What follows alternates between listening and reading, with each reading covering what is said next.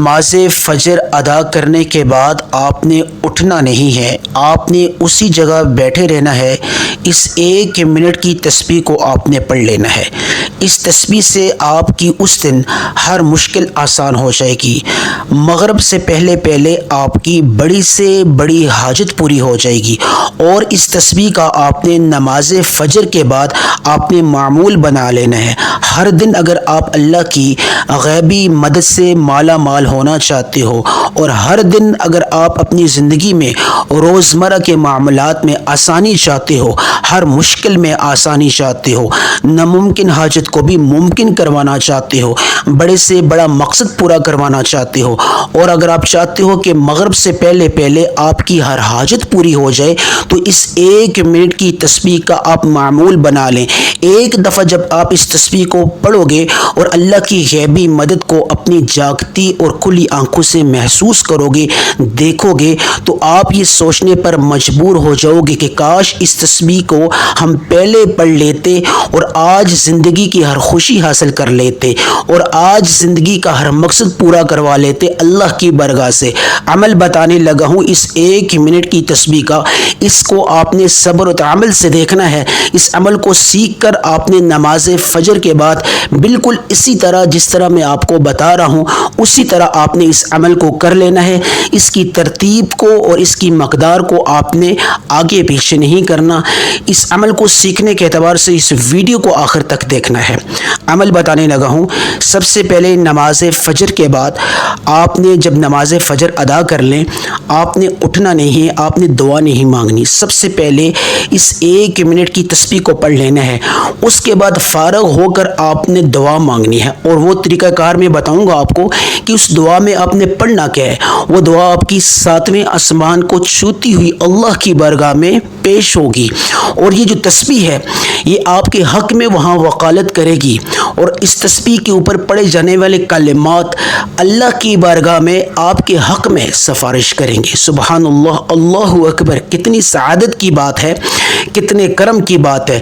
اس تسبیح کو بتانے لگا ہوں۔ اس تسبیح کو آپ نے شروع سے لے کر آخر تک آنکھیں بند کر کے پڑھنا ہے، کیونکہ اللہ سے آپ ہم کلام ہوگے، اور یکسوئی تسلسل ضروری ہے، خاموشی بھی ضروری ہے۔ آپ نے اس عمل کو تنہائی والی جگہ کرنا ہے، اور ویسے بھی صبح کا جو وقت ہوتا ہے یہ تنہائی والا ہوتا ہے، خاموشی والا وقت ہوتا ہے۔ تو کوشش کریں کہ آپ جس جگہ یہ عمل کریں، اس 1 منٹ کی تسبیح کا آپ کے ارد گرد کوئی نہ ہو، اور آپ نے شروع سے لے کر آخر تک آنکھوں کو بند کرنا ہے۔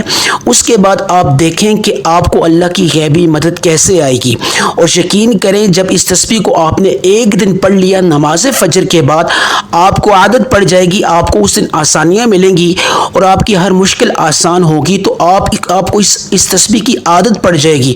پھر آپ ہر روز نماز فجر کے بعد اس تسبیح کو پڑھنے کا معمول بنا لیں گے انشاءاللہ۔ اب میں عمل بتانے لگا ہوں۔ سب سے پہلے آپ نے نماز فجر کے بعد، یعنی آپ نے اٹھنا نہیں ہے، 2 فرض جو ہوتے ہیں، 2 سنت پڑھ کے، 2 فرض پڑھ کے آپ نے دونوں طرف سلام پھیر کر آپ نے بیٹھ جانا ہے، کچھ بھی نہیں پڑھنا۔ جو عمل بتانے لگا ہوں، سب سے پہلے آپ نے درود ابراہیمی پڑھ لینا ہے۔ کوئی مختصر درود نہیں پڑھنا۔ بعض لوگ کامنٹ سیکشن میں پوچھتے رہتے ہیں کہ ہم صلی اللہ علیہ محمد پڑھنا چاہتے ہیں۔ جی، وہ بھی بڑی برکت والا درود ہے، لیکن جو نماز والا درود ہے جس کو درود ابراہیمی بولا جاتا ہے، اس کی اپنی ہی بات ہے، اس کی اللہ نے بڑی فضیلت ہے رکھی ہے، اس میں اللہ نے بڑی برکت رکھی ہے، بڑی عظمت والا درود ہے۔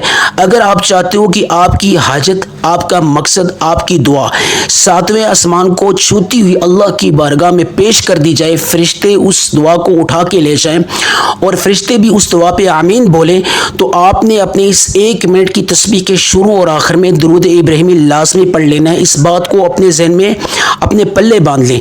تو سب سے پہلے درود ابراہیمی پڑھ لینا ہے۔ اب جو چیزیں میں بتاؤں گا آپ نے ویڈیو کو سکپ نہیں کرنا۔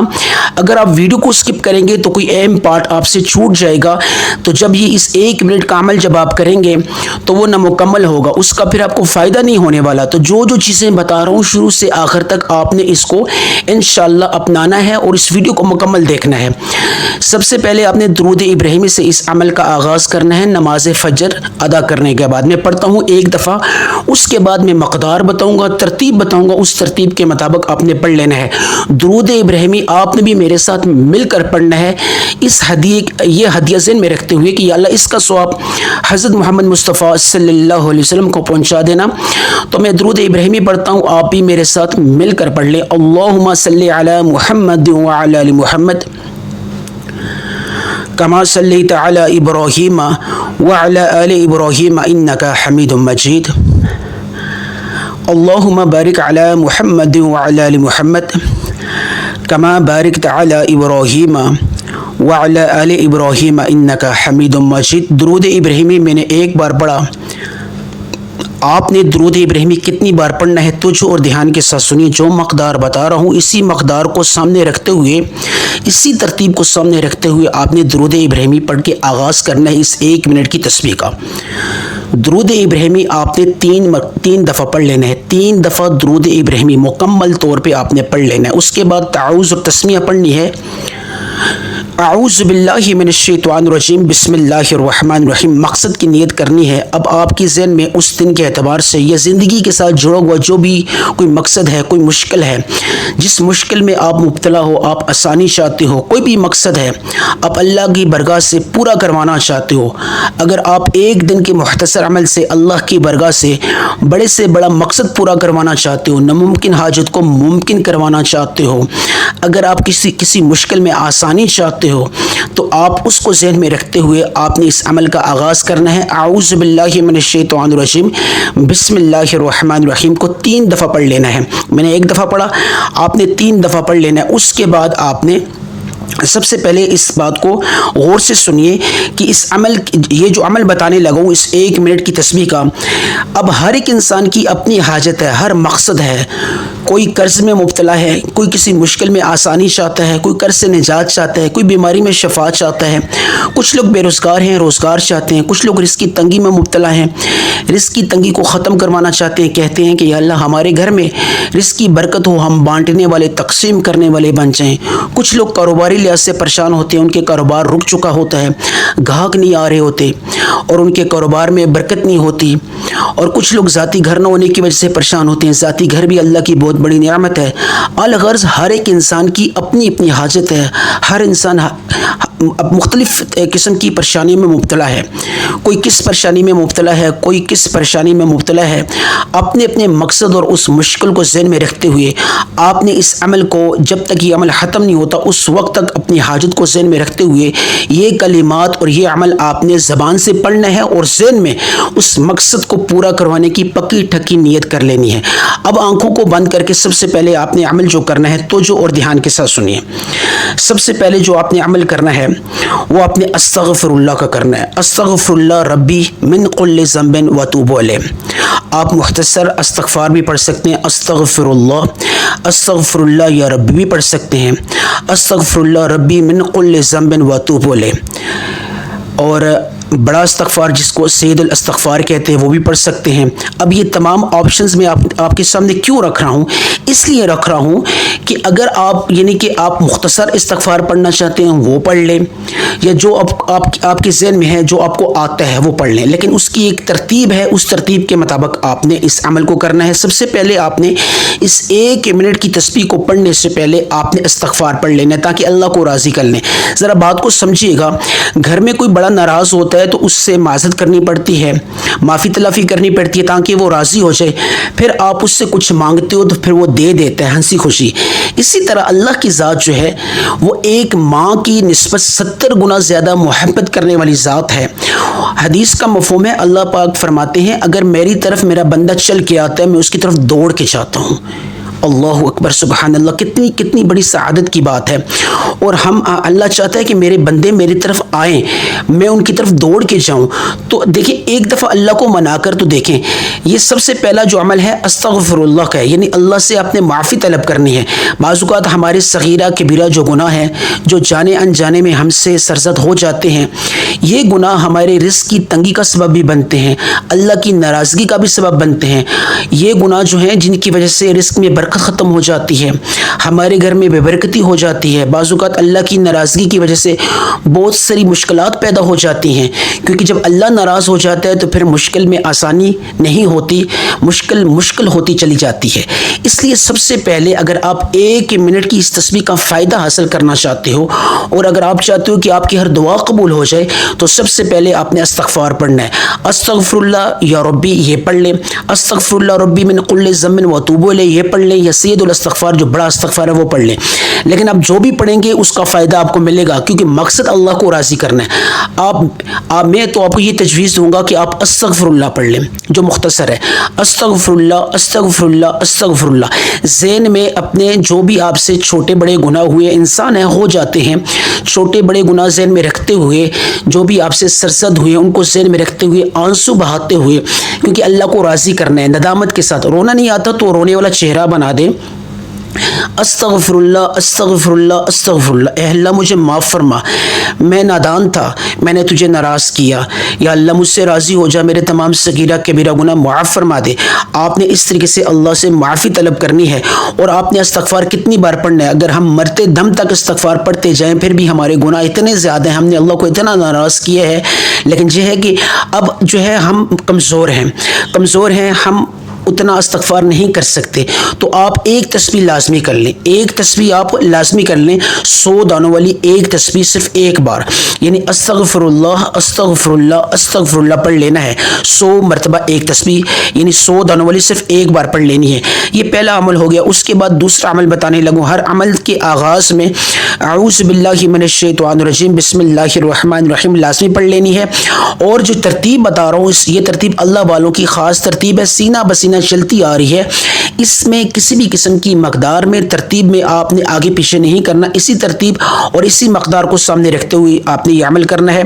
دوسرے عمل پہ جو آپ نے عمل کرنا ہے، اللہ کے 2 صفاتی نعم ہے، کیونکہ جب آپ اللہ کو راضی کر لو گے تو پھر اللہ کو پھر پکارنا مقصد ہے نا، پھر اللہ کو اللہ کے نام سے پکار کے مانگا جاتا ہے، اے اللہ۔ اب وہ 2 نام جن سے اللہ پاک بہت زیادہ عطا کرتا ہے، ویسے تو اللہ کے سبھی نام جو ہیں وہ خزانوں سے بھرپور ہیں، اللہ پاک نے ان ناموں میں بڑی تاثیر اور بڑی طاقت رکھی ہے، لیکن یا فتاح یا وہاب یہ 2 نام جو اللہ کے ہیں، یہ جو 2 صفاتی نام ہے، یا فتاح جو پڑھتا ہے اس کے لیے 1000 دروازے رزق کے اللہ پاک کھول دیتا ہے، کتنی بڑی بات ہے۔ اور یا وہاب کا مطلب ہے اے دنیا کی تمام نعمتیں عطا کرنے والی ذات۔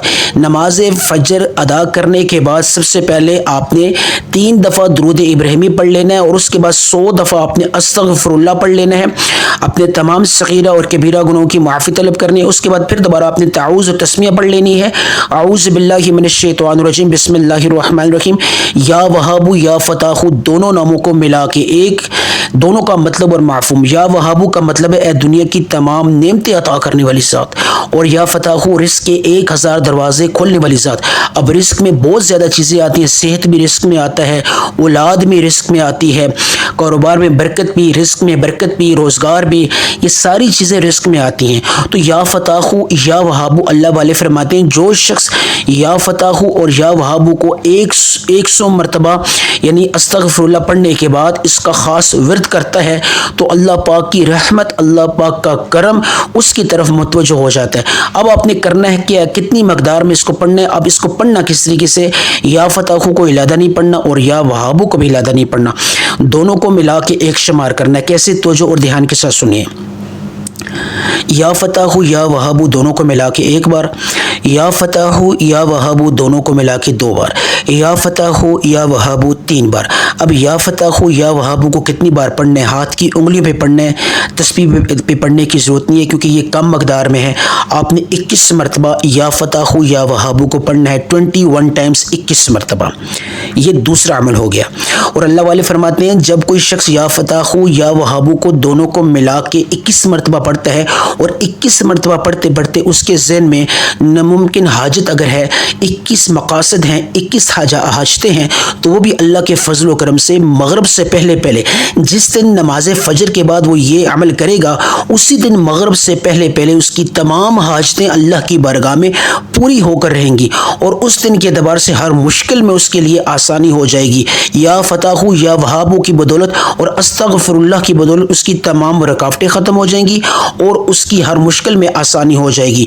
اور یہ جو تسبیح جو میں آپ کو بتانے لگا ہوں، اس تسبیح کو پڑھنے سے اس کی زندگی میں جو ناممکن ہے، جو کبھی پورا ہو ہی نہیں سکتا، آپ کی زندگی میں اگر کوئی چیز ناممکن ہے، آپ سمجھتے ہو کبھی وہ پوری ہو ہی نہیں سکتی، وہ کام اتنا مشکل ہے، اتنا ناممکن ہے، کبھی ہو ہی نہیں سکتا، آج اس کو نماز فجر کے بعد استغفار اور یا فتح یا وہاب کو پڑھنے کے بعد اس تسبیح کو پڑھ لیں، وہ جو ناممکن کام ہے، وہ جو ناممکن مقصد ہے، انشاءاللہ اللہ کے فضل و کرم سے مغرب سے پہلے ممکن ہو جائے گا۔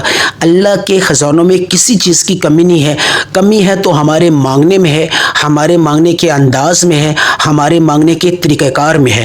اب جو عمل بتانے لگا ہوں وہ تسبیح کا ہے۔ یا فتح یا وہاب کو آپ نے 21 مرتبہ پڑھا، فوری طور پہ پھر دوبارہ آپ نے اعوذ باللہ من الشیطان الرجیم بسم اللہ الرحمن الرحیم پڑھ لینی ہے۔ اب توجہ فرمائیے، ایک بہت ہی امپورٹنٹ چیز بتانے لگا ہوں، اگر آپ اس تسبیح کو ڈائریکٹ پڑھ لیتے ہیں جو تسبیح میں آپ کو بتانے لگا ہوں، اور پہلے دو اعمال استغفر اللہ کا اور یا فتح یا وہاب کی، یہ دو اعمال جو میں بتا رہا ہوں، ایک 11 دفعہ 100 مرتبہ استغفر اللہ اور یا فتح یا وہاب کو 21 مرتبہ، یہ اگر آپ نے نہیں پڑھا تو آپ کی یہ تسبیح جو ہے اس میں برکت نہیں رہے گی۔ یہ جو تسبیح جو آپ کو بتانے لگا ہوں، اس تسبیح کے ساتھ یعنی 100 مرتبہ استغفر اللہ اور 21 مرتبہ یا فتح یا وہاب لازمی مظلوم ہے۔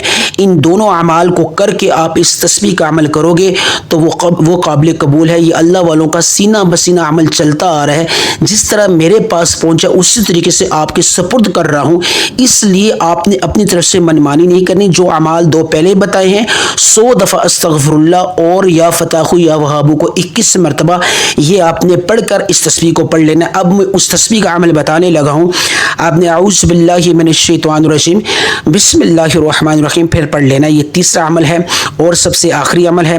تعوذ اور تسمیہ ضروری اس لیے ہوتے ہیں، بعض اوقات عمل کے دوران شیطانی خیالات آ جاتے ہیں، وسوسے آ جاتے ہیں، جن کی وجہ سے عمل کی تاثیر میں کمی ہو جاتی ہے۔